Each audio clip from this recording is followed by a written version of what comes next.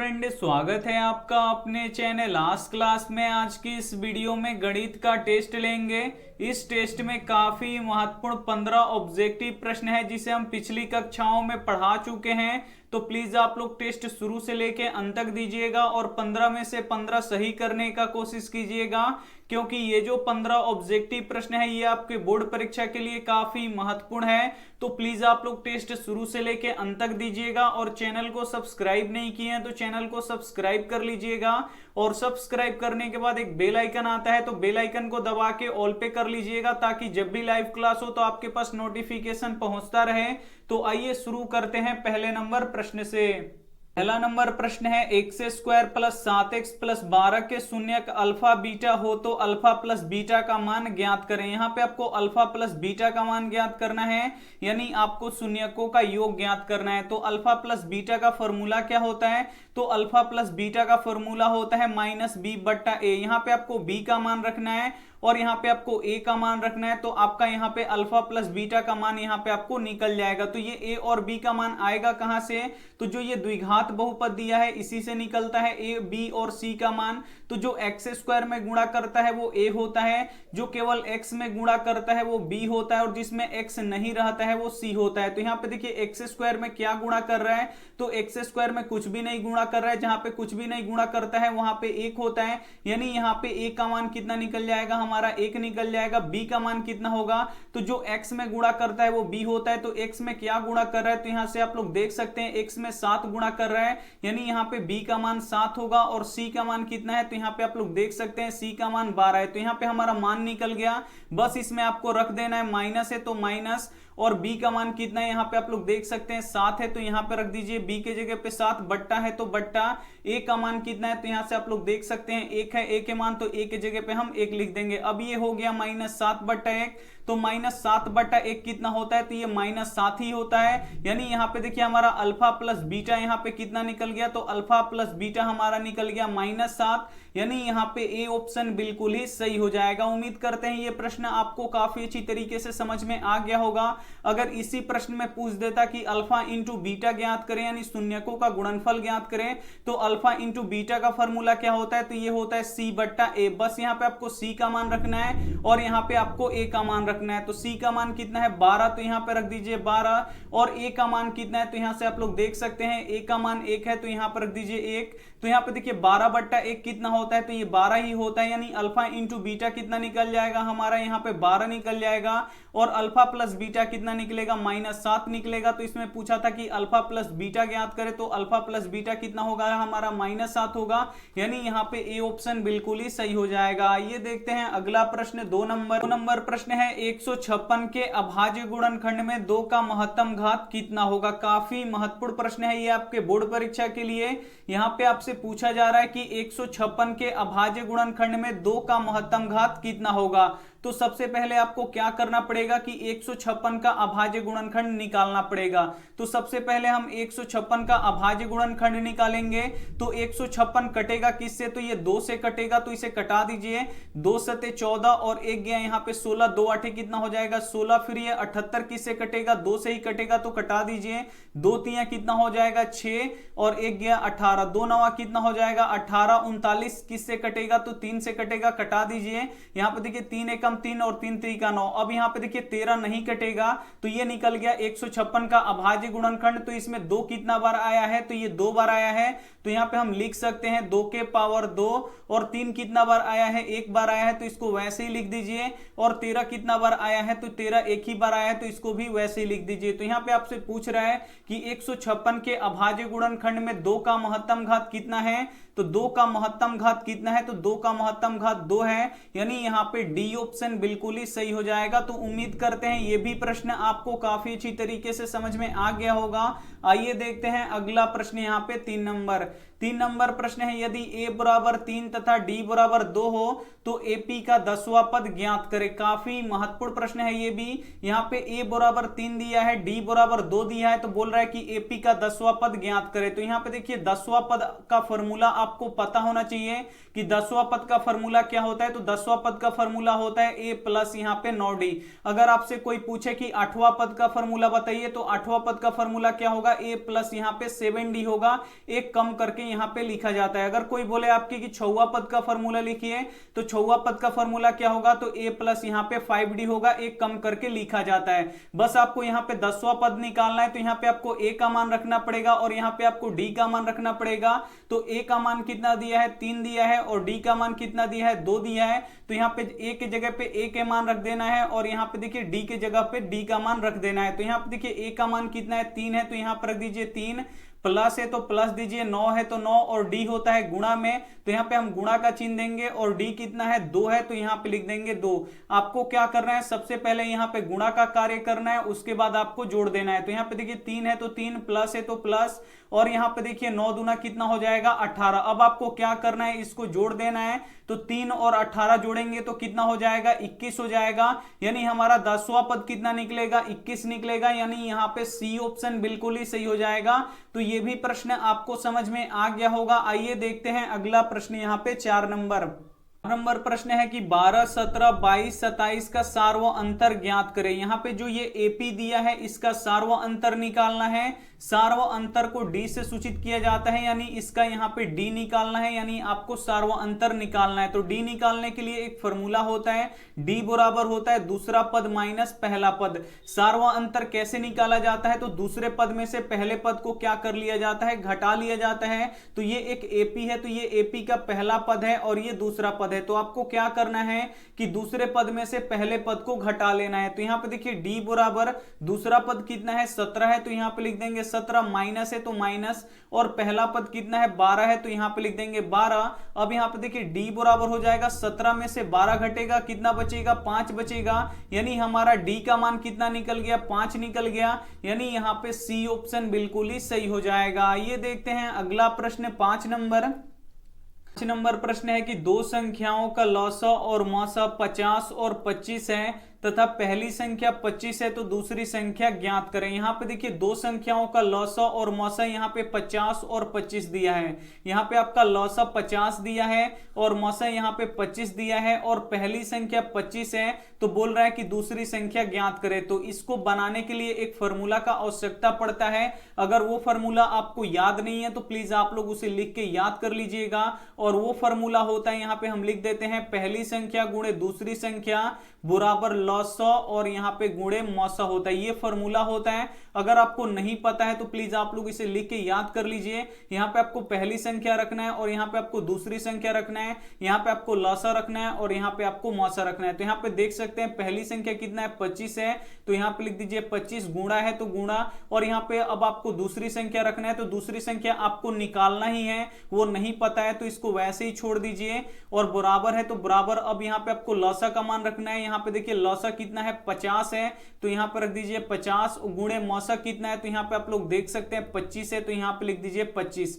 अब आपको यहाँ से दूसरी संख्या निकालना है, तो 25 इसमें गुणा कर रहा है, तो इधर जाके क्या करेगा, भाग करेगा, यानी दूसरी संख्या बराबर क्या हो जाएगा हमारा, 50 गुणे 25, और बट्टा के नीचे यहाँ पे देखिए गुणा कर रहा है तो इधर आके भाग करेगा। भाग करने का अर्थ ये बट्टा के नीचे आ जाता है, तो ये जो 25 है ये बट्टा के नीचे आ जाएगा, तो ये 25 से 25 कट जाएगा। यानी हमारा दूसरा संख्या कितना निकल जाएगा, 50 निकल जाएगा। यानी हमारा ए ऑप्शन बिल्कुल ही सही हो जाएगा। काफी महत्वपूर्ण प्रश्न है, तो एक भी प्रश्न प्लीज आप लोग स्किप मत कीजिएगा। वीडियो को प्लीज आप लोग शुरू से लेके अंत तक देखिएगा, और वीडियो को लाइक नहीं किए तो प्लीज आप लोग वीडियो को लाइक भी कर दीजिएगा। आइए देखते हैं अगला प्रश्न 6 नंबर प्रश्न है, यदि बहुपद 4x square minus 4x plus 1 के शून्यक अल्फा बीटा हो तो अल्फा इंटू बीटा ज्ञात करें। अब यहाँ पे आपको अल्फा इंटू बीटा निकालना है, यानी यहाँ पे आपको शून्यकों का गुणनफल निकालना है। तो यहाँ पे देखिए अल्फा इंटू बीटा का फॉर्मूला क्या होता है, तो ये होता है c बट्टा a। बस यहाँ पे आपको c का मान रखना है और यहाँ पे आपको a का मान रखना है। तो जो x स्क्वायर में गुणा करता है वो a होता है, तो यहाँ पे a का मान कितना है, 4 है, तो यहाँ पे हो जाएगा 4। और यहाँ पे देखिए जो x में गुणा करता है वो b होता है, तो यहाँ पे आप लोग देख सकते हैं x में क्या गुणा कर रहा है, -4 गुणा कर रहा है, यानी यहाँ पे b का मान कितना निकल जाएगा हमारा, -4 निकल जाएगा। और c का मान जिसमें x नहीं रहता है वो क्या होता है, c होता है, तो यहाँ पे c का मान 1 है, तो यहाँ पे लिख देंगे 1। अब यहाँ पे आपको अल्फा इंटू बीटा निकालना है, बस यहाँ पे आपको c का मान रखना है, तो c का मान 1 है, तो यहाँ पर रख दीजिए 1, और a का मान कितना है, 4 है, तो यहाँ पे लिख दीजिए 4। यही आपका अल्फा इंटू बीटा निकल जाएगा। अल्फा इंटू बीटा कितना निकल गया, 1/4 निकल गया, यानी आपका यहाँ पे ए ऑप्शन बिल्कुल ही सही हो जाएगा। अगर इसी प्रश्न में पूछता कि अल्फा प्लस बीटा ज्ञात करें, तो अल्फा प्लस बीटा का आपको फॉर्मूला याद होना चाहिए, ये होता है माइनस बी बट्टा ए। अब यहाँ पे देखिए माइनस है तो माइनस बी का मान कितना है, तो ये बी का मान भी -4 है, तो यहाँ पे लिख देंगे -4, और ए का मान कितना है 4 है, तो यहाँ पे लिख देंगे 4। अब यहाँ पे देखिए माइनस माइनस क्या हो जाएगा, ये +4 हो जाएगा, और बट्टा के नीचे क्या है 4 है, तो 4 से 4 कट के कितना हो जाएगा 1 हो जाएगा। यहाँ पे अल्फा प्लस बीटा कितना हो जाएगा 1 हो जाएगा, और अल्फा इंटू बीटा कितना हो जाएगा, तो 1/4 हो जाएगा। तो इस प्रश्न में अल्फा इंटू बीटा पूछा गया था, तो अल्फा इंटू बीटा कितना हो जाएगा हमारा 1/4 हो जाएगा, यानी यहाँ पे ए ऑप्शन बिल्कुल ही सही हो जाएगा। ये देखते हैं अगला प्रश्न 7 नंबर प्रश्न है कि 44 मीटर परिधि वाले वृत्त की त्रिज्या निकालें। यहाँ पे आपको एक वृत्त है दिया गया है, और इस वृत्त का जो परिधि है वो कितना है, तो ये परिधि कितना है यहाँ पे 44 मीटर है। तो बोल रहा है कि इस वृत्त की यहाँ पे आपको त्रिज्या निकालना है। तो यहाँ पे देखिए वृत्त का परिधि कितना दिया है 44 मीटर दिया है। तो सबसे पहले लिख दीजिए यहाँ पे कि वृत्त की परिधि, यहां पे लिख देंगे वृत्त की परिधि, और वृत्त की परिधि कितना दिया है, तो यहाँ पे 44 मीटर दिया है, तो यहाँ पे लिख देंगे। और वृत्त का परिधि का फॉर्मूला क्या होता है, तो ये होता है 2πr, और 2πr बराबर कितना हो गया हमारा 44 मीटर हो गया। यहाँ पे 2 है तो 2, और पाई का मान कितना होता है 22/7 होता है, तो यहाँ पे लिख देंगे 22/7। और यहाँ पे देखिए त्रिज्या, आर को ही त्रिज्या कहा जाता है, यानी यहाँ पे आपको त्रिज्या निकालना है, यानी आर का मान निकालना है, तो इसको वैसे ही छोड़ दीजिए। और यहाँ पे 44 मीटर है, तो यहाँ पे हो गया हमारा 44 मीटर। अब यहाँ पे देखिए इसको गुणा कर दीजिए, 22 दूना कितना हो जाएगा, तो यहाँ पे 44, और बट्टा के नीचे कितना हो जाएगा 7, और गुणे आर बराबर यहाँ पे क्या हो जाएगा हमारा 44 यहाँ पे मीटर हो जाएगा। अब यहाँ पे आप लोग देख सकते हैं आपको आर का मान निकालना है, तो इसमें 44/7 गुणा कर रहा है, तो इधर आके क्या करेगा भाग करेगा। भाग करने का अर्थ क्या हो जाएगा, जब ये उधर जाएगा तो ये पलट जाएगा, 7 चला जाएगा ऊपर, और 44 कहां आ जाएगा नीचे आ जाएगा, यानी आर बराबर क्या हो जाएगा 44 मीटर गुणे। अब यहाँ पे देखिए जब बराबर के इधर आएगा तो ये क्या हो जाएगा नीचे वाला ऊपर चला जाएगा, यानी 7 ऊपर हो जाएगा, और 44 कहां आ जाएगा नीचे आ जाएगा। तो 44 से 44 कट जाएगा, आर बराबर कितना निकल जाएगा हमारा 7 मीटर निकल जाएगा, यानी हमारा त्रिज्या कितना निकल गया 7 मीटर निकल गया, यानी यहाँ पे बी ऑप्शन बिल्कुल ही सही हो जाएगा। तो उम्मीद करते हैं ये भी प्रश्न आपको काफी अच्छी तरीके से समझ में आ गया होगा।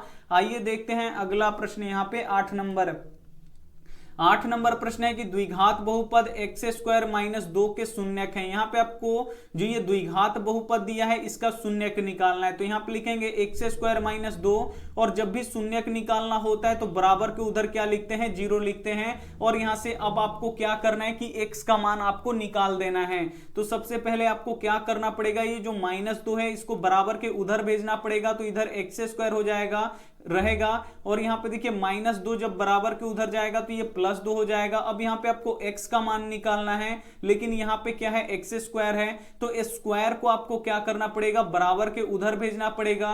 तो जब स्क्वायर बराबर के उधर जाता है तो रूट हो जाता है, और जब रूट बराबर के उधर जाता है तो वो क्या हो जाता है स्क्वायर हो जाता है। तो यहाँ पे देखिए स्क्वायर बराबर के उधर जाएगा तो क्या हो जाएगा, ये रूट में हो जाएगा, यहाँ पे ये √2 हो जाएगा। और जो रूट वाली संख्या होती है वो प्लस माइनस दोनों में होती है, ये आपको पता होना चाहिए। यानी यहाँ पे r का 2 मान निकल गया, एक यहाँ पे देखिए प्लस में यहाँ पे √2, और यहाँ पे देखिए यहाँ पे सॉरी ये n है x है, तो यहाँ पे देखिए x का मान यहाँ पे 2 निकल गया, यहाँ पे प्लस √2, और एक निकल गया यहाँ पे हमारा -√2, यानी यहाँ पे x के यहाँ पे 2 मान निकल गया, यानी इसका जो 2 शून्यक है वो निकल गया। एक निकल गया यहाँ पे +√2, और एक निकल गया यहाँ पे -√2, यानी यहाँ पे बी ऑप्शन बिल्कुल ही सही हो जाएगा। तो उम्मीद करते हैं ये भी प्रश्न आपको काफी अच्छी तरीके से समझ में आ गया होगा।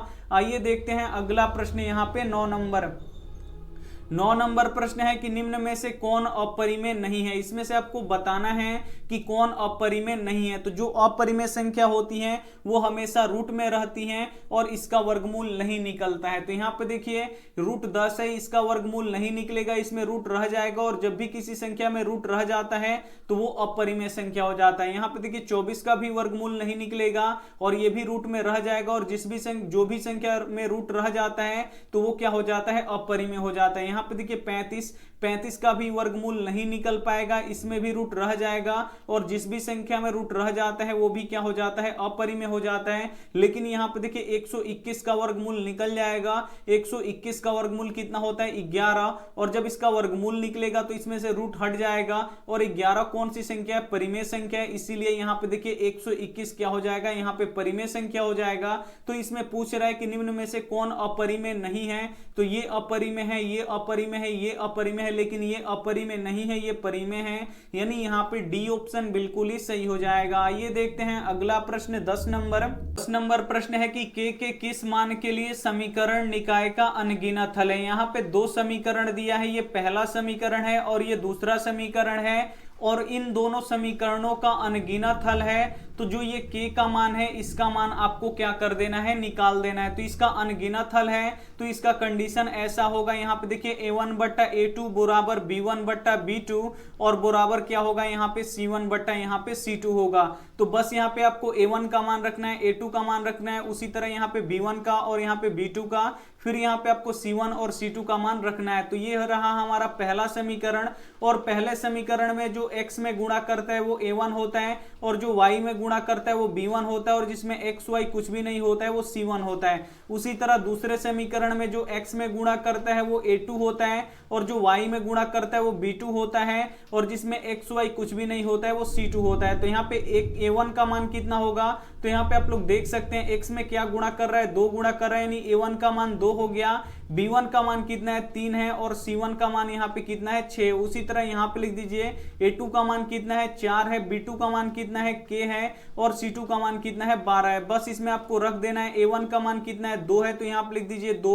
a2 का मान कितना है, 4 है, तो यहाँ पे लिख दीजिए 4। b1 का मान कितना है, 3 है, तो यहाँ पे लिख दीजिए 3। b2 का मान कितना है, k है, तो यहाँ पे लिख दीजिए k बराबर है, तो बराबर c1 का मान 6 है तो 6 और c2 का मान कितना है, 12 है, तो 12। अब ये देखिए तीनों आपस में बराबर है, तो इसे बराबर करके k के मान निकाल सकते हैं और इसे भी बराबर करके आप k का मान निकाल सकते हैं। तो यहाँ पे हम पहला वाला बराबर कर रहे हैं, यहाँ पे देखिए 2/4 बराबर 3 यहाँ पे k हो जाएगा। अब आपको क्या करना है, तिरछा तिरछी गुणा करना है। तो 2 में k से गुणा होगा तो 2k हो जाएगा और जब इधर से हम गुणा करेंगे तो 4 तियां कितना हो जाएगा, 12 हो जाएगा। अब आपको k का मान निकालना है, तो 2 इधर गुणा कर रहा है तो इधर आके भाग करेगा, यानी k बराबर कितना हो जाएगा, 12/2 हो जाएगा और कट के कितना हो जाएगा, यहाँ पे 6 हो जाएगा। यानी k का मान कितना निकल गया, 6 निकल गया। यानी यहाँ पे c ऑप्शन बिल्कुल ही सही हो जाएगा। जब आप इसे भी बराबर कीजिएगा तो k का मान 6 ही निकलेगा, यानी यहाँ पे c ऑप्शन बिल्कुल ही सही हो जाएगा। आइए देखते हैं अगला प्रश्न 11 नंबर प्रश्न है कि दो संख्याओं a और 18 का लसा 36 तथा मौसा 2 है, तो a का मान निकालें। यहाँ पे दो संख्या दिया है, ये पहला संख्या है और ये दूसरा संख्या है और इन दोनों संख्याओं का लसा यहाँ पे 36 दिया है और मौसा यहाँ पे 2 दिया है। तो बोल रहा है कि a का मान आपको क्या करना है, निकाल देना है। तो ये कैसे निकलेगा, तो फिर वही फॉर्मूला लगेगा, पहली संख्या गुणे दूसरी संख्या बराबर लसा गुणे मौसा। तो यहाँ पे हम लिख देते हैं पहली संख्या गुणे दूसरी संख्या बराबर क्या होता है, लसा और गुणे क्या होता है यहाँ पे मौसा। यहाँ पे हम लिख दिए हैं। यहाँ पे देखिए पहली संख्या क्या है, a है, तो यहाँ पे लिख देंगे a, गुणा है तो गुणा, और दूसरी संख्या कितना है, 18 है, तो यहाँ पे लिख देंगे 18, बराबर है तो बराबर। अब यहाँ पे आपको लौसा का मान रखना पड़ेगा, तो यहाँ पे लौसा कितना है, 36 है, तो यहाँ पे लिख देंगे 36 और मौसा कितना है, 2 है, तो यहाँ पे लिख देंगे 2। अब यहाँ पे देखिए आपको a का मान निकालना है, तो 18 इसमें क्या कर रहा है, गुणा कर रहा है, तो इधर आके क्या करेगा, भाग करेगा। भाग करने का अर्थ क्या हो जाएगा, ये बट्टा के नीचे आ जाएगा, यानी a बराबर क्या हो जाएगा, 36 गुणे 2 और बट्टा के नीचे ये आ जाएगा 18। अब इसे कटा दीजिए, 18 दूना कितना हो जाएगा, 36। a बराबर कितना हो जाएगा, यहाँ पे 2 गुणे 2 यानी 2 दूना कितना हो जाएगा, 4। यानी यहाँ पे आपका a का मान कितना निकल गया, 4 निकल गया। यानी यहाँ पे आपका c ऑप्शन बिल्कुल ही सही हो जाएगा। ये देखते हैं अगला प्रश्न, यहाँ पे 12 नंबर प्रश्न है कि बहुपद x² प्लस 3x प्लस 5 के शून्यकों का योग निकालें। यहाँ पे आपको शून्यकों का योग निकालना है, तो शून्यकों का योग का फॉर्मूला क्या होता है, तो अल्फा प्लस बीटा, और अल्फा प्लस बीटा बराबर क्या होता है, तो ये होता है माइनस बी बट्टा ए। बस यहाँ पे आपको b का मान रखना है और यहाँ पे a का मान रखना है। तो जो x² में गुणा करता है वो a होता है और यहाँ पे a का मान क्या है, तो यहाँ पे देख सकते हैं x² में कुछ भी नहीं गुणा कर रहा है, जहां पे कुछ भी नहीं होता है वो वहां पे क्या होता है, 1 होता है, और जो x में गुणा करता है वो b होता है। तो यहाँ से आप लोग देख सकते हैं बी का मान कितना है 3 है और यहाँ पे सी का मान कितना है यहाँ पे 5 है। बस यहाँ पे रख दीजिए, माइनस है तो माइनस बी का मान कितना है 3 है तो यहाँ पे लिख दीजिए 3 और ए का मान कितना है 1 है तो यहाँ पे लिख दीजिए 1। तो अब यहाँ पे देखिए -3/1 बराबर क्या होगा, ये -3 होगा, यानी यहाँ पे बी ऑप्शन बिल्कुल ही सही हो जाएगा। अगर इसी प्रश्न में पूछता कि शून्यकों का गुणनफल ज्ञात करें तो इसका फॉर्मूला होता है अल्फा इंटू बीटा बराबर यहाँ पे होता है c/a। बस यहाँ पे आपको c का मान रखना है और यहाँ पे आपको a का मान रखना है। तो c का मान कितना है 5 है तो यहाँ पे लिख दीजिए 5 और a का मान कितना है 1 है तो यहाँ पे लिख दीजिए 1। यहाँ पे देखिए 5/1 बराबर क्या हो जाएगा, यहाँ पे 5 हो जाएगा। अल्फा इंटू बीटा कितना निकलेगा हमारा 5 हो जाएगा, लेकिन यहाँ पे अल्फा प्लस बीटा यानी शून्यकों का योग कितना निकलेगा -3 निकलेगा, यानी हमारा यहाँ पे बी ऑप्शन बिल्कुल ही सही हो जाएगा। ये देखते हैं अगला प्रश्न 13 नंबर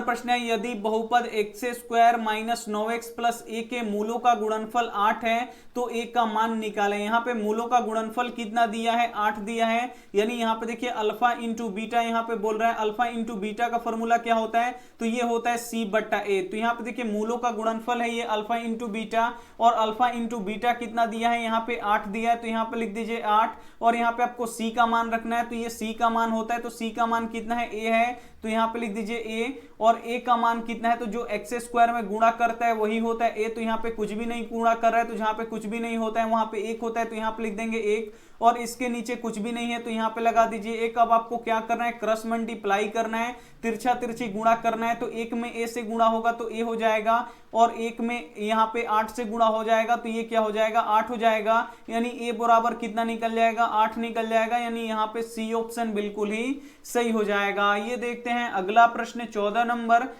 नंबर प्रश्न है कि एक प्रतिच्छेदी आलेख के कितने हल होते हैं। काफी महत्वपूर्ण प्रश्न है। यहाँ पे आपको बताना है कि अगर एक आलेख प्रतिच्छेदी हो तो उसके कितने हल होंगे। तो इसके कितने हल होंगे, ये एक जगह पर प्रतिच्छेद कर रहा है इसीलिए इसका हल कितना होगा 1 होगा, यानी यहाँ पे ए ऑप्शन बिल्कुल ही सही हो जाएगा, एक और केवल एक, यानी यहाँ पे ए ऑप्शन बिल्कुल ही सही हो जाएगा। अगर कोई आलेख समानांतर हो तो इसका कितना हल होगा, तो यहाँ पे देख सकते हैं ये दो लाइन आपस में कभी भी टच नहीं हो रहा है, यानी आपस में कभी भी ये स्पर्श नहीं कर रहा है, यानी कहीं भी कट कर नहीं कर रहा है। तो यहाँ पे इसका मान कितना होगा, तो इसका हल कितना होगा 0 होगा, क्योंकि ये दोनों रेखाएं एक दूसरे को कभी नहीं यहाँ पे छू रही हैं, ना ही इसको काट रही हैं। अगर यहाँ पे देखिए आलेख अगर संपाती होता, एक पे एक होता, तो यहाँ पे देखिए प्रत्येक जगह पे टच करता है, प्रत्येक जगह पे काटता है, तो यहाँ पे आपको जहां से मन तहां से आप मान निकाल सकते हैं, तो इसका अनगिनत हल होता है। तो अगर आलेख संपाती होगा तो अनगिनत हल होगा, अगर आलेख समानांतर होगा तो उसका एक भी हल नहीं होगा,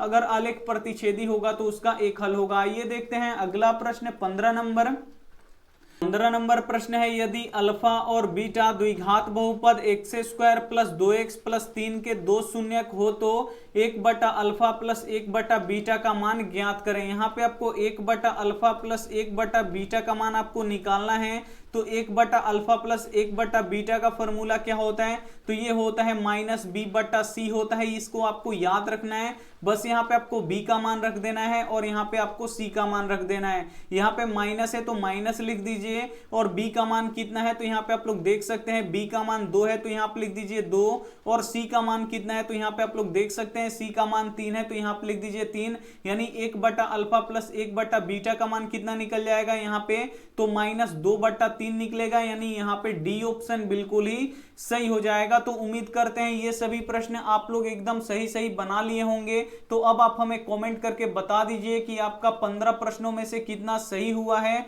और वीडियो को लाइक नहीं किए हैं तो प्लीज आप लोग वीडियो को लाइक कर दीजिएगा। और ये रहा आपके लिए होमवर्क प्रश्न कि किसी द्विघात बहुपद x² - 2x + 5 के मूल अल्फा बीटा हो तो अल्फा + बीटा निकालें। यहाँ पे आपको अल्फा + बीटा निकालना है, यानी आपको शून्यकों का योग निकालना है। ए ऑप्शन है -2, बी ऑप्शन है 2, सी ऑप्शन है 5, डी ऑप्शन है -5। तो इसमें से जो भी ऑप्शन आपको सही लगे वो आप हमें जरूर कमेंट करके बताइएगा। वीडियो को लाइक नहीं किए तो प्लीज आप लोग वीडियो को लाइक कीजिएगा, अपने दोस्तों के पास इस वीडियो को जरूर शेयर कीजिएगा।